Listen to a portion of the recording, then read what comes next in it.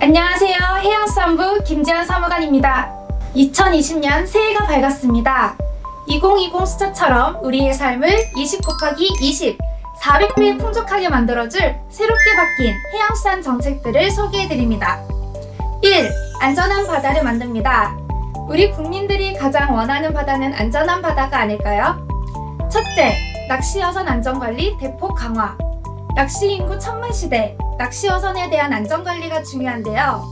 올해부턴 낚시어선 사고로 인한 인명피해를 최소화하기 위해 13인 이상 낚시어선은 구명 뗏목을 설치해야 하고, 새 선박은 선실 내 2개 이상의 비상 탈출구를 확보하도록 안전기준이 강화됩니다.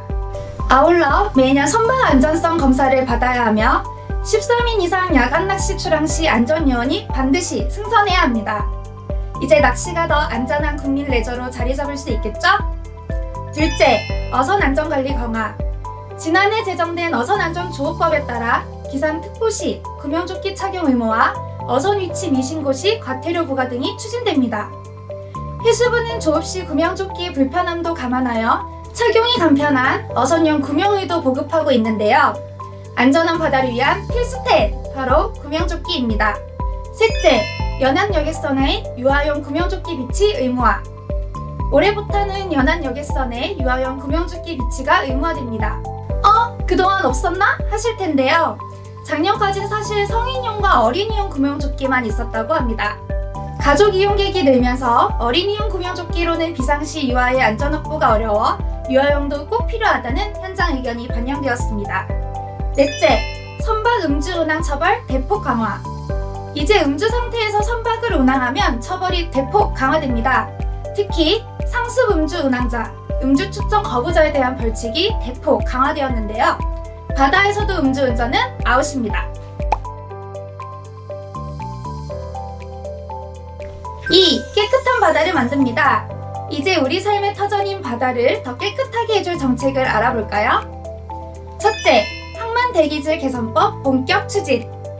부산, 인천 등 항만 도시의 공기가 좋아질 전망입니다.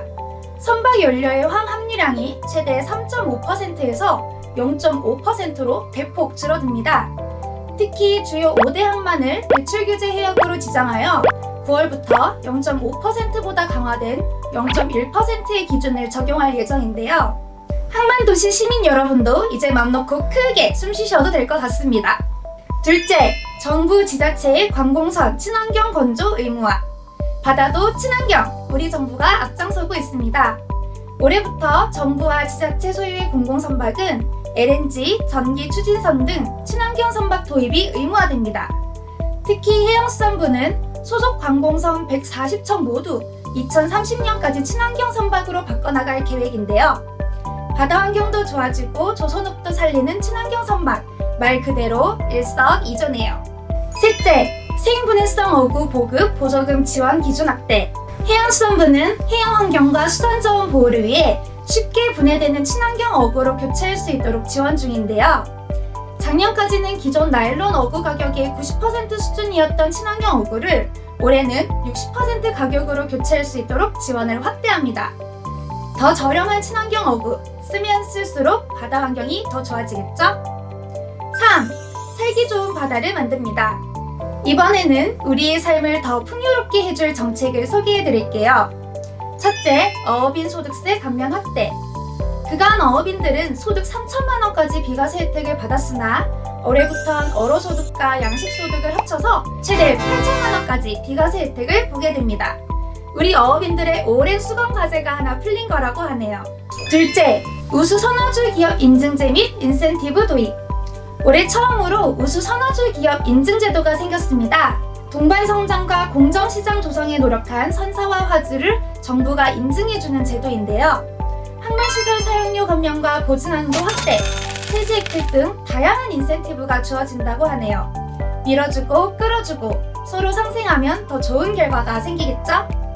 셋째, 섬 주민의 여객선 운임 지원 확대. 도서지역 주민의 여객 운임 지원이 확대됩니다. 지난해 여객과 차량 운임의 20%만 지원되었는데요. 올해부턴 여객선으로 1시간 이내의 거리를 이용하는 섬 주민분들께 운임의 50%를 지원합니다. 승선 절차도 간소화됩니다. 도서민 운임 지원 시스템의 사진 정보를 저장하면 사진과 얼굴을 대조하는 것으로 신분 확인 끝! 웅진군을 시작으로 단계적으로 확대한다고 하니 멋진 사진 하나 꼭 찍어두시죠. 넷째, 규모의 경제, 양식산업에도 도입. 우리가 김, 전복, 넙치 등을 저렴하게 먹을 수 있는 건 양식업 덕분인데요. 해양수산부는 양식업을 더욱 육성하기 위해 양식산업발전법에 따라 올해부터 대규모 민간 투자가 가능해지고 기술 개발, 인력 육성 등을 지원합니다. 특히 연어와 참다랑어 등 고부가 가치 품목에서 투자 진입 규제가 완화되어 세계화 경쟁할 수 있게 되었습니다. 다섯째, 국립해양과학관 개관. 올해 5월 29일에는 경북 울진에 국립해양과학관이 개관합니다. 바다의 날 기념식도 함께 열린다고 하는데요. 해양 자원과 에너지 등 다양한 주제에 대해 교육 전시는 물론 바닷속 전망대, 바다 스카이워크 등도 조성된다고 합니다. 내년 5월 울진으로 다 같이 떠나보실까요? 더 안전하고 더 깨끗하고 더 풍요로운 바다, 정말 2020년이 기대됩니다.